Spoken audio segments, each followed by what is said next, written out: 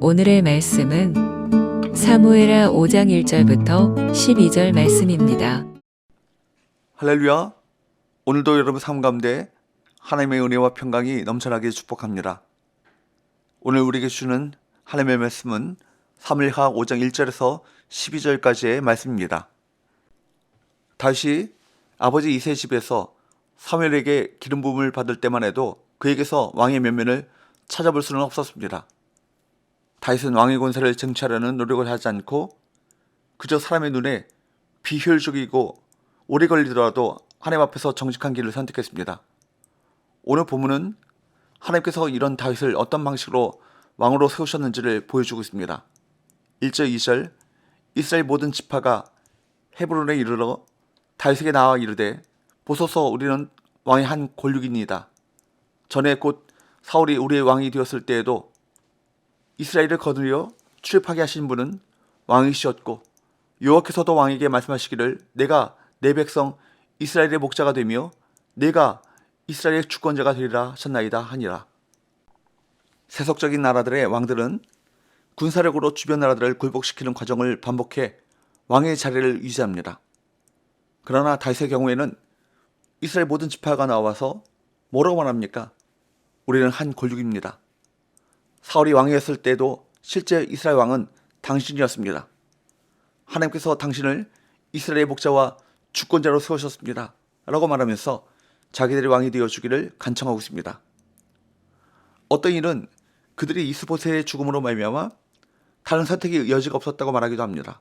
하지만 다윗이 이스라엘을 전심으로 섬기지 않았다면, 하나님을 온전히 의뢰하지 않았다면 이런 일은 일어나지 않았을 것입니다. 이에 다윗은 헤브론에서 그들과 언약을 맺고 이스라엘 12지파의 왕이 되었습니다. 어찌 보면 다윗은 지금까지 가진 고생을 하며 긴 여정을 돌아온 것만 같지만 4절 말씀에 의하면 그가 헤브론에서 기름 부음을 받고 왕이 된 나이는 30살입니다. 하나님은 그가 왕으로 세워지기에 가장 적절한 시기를 정하셨고 필요한 훈련을 받게 하실 뿐이지 결코 지체하신 것이 아니었습니다.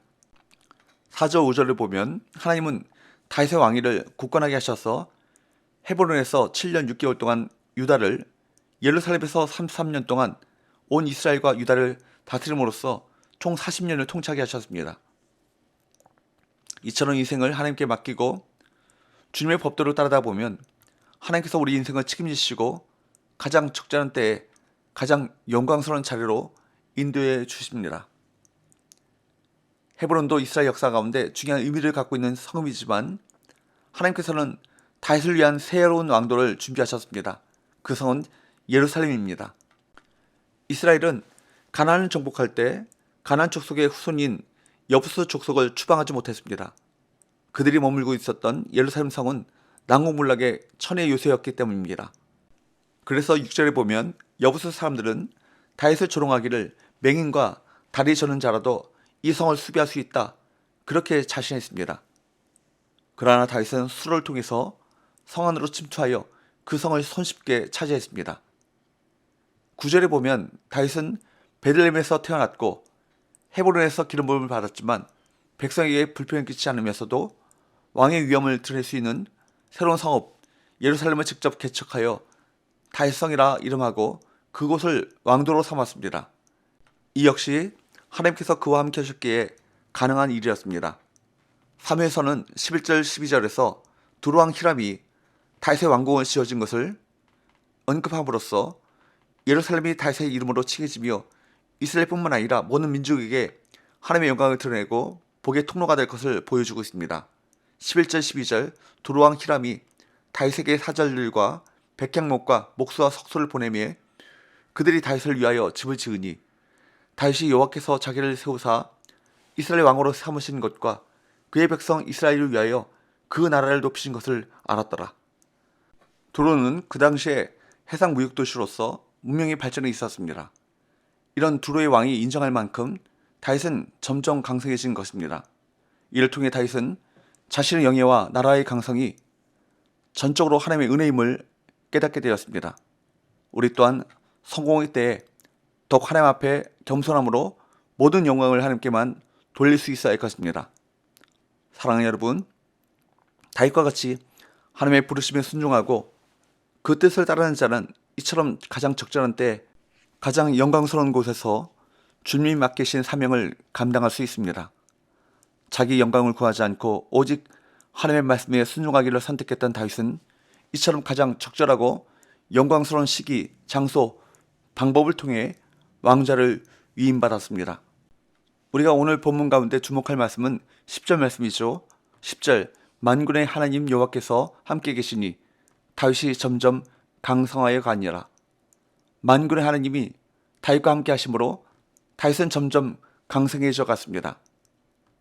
다윗이 왕이 되고 예루살렘을 정복한 것은 군대가 강성했기 때문이 아니라 오직 만군의 여호와 하나님께서 함께 하셨기 때문입니다.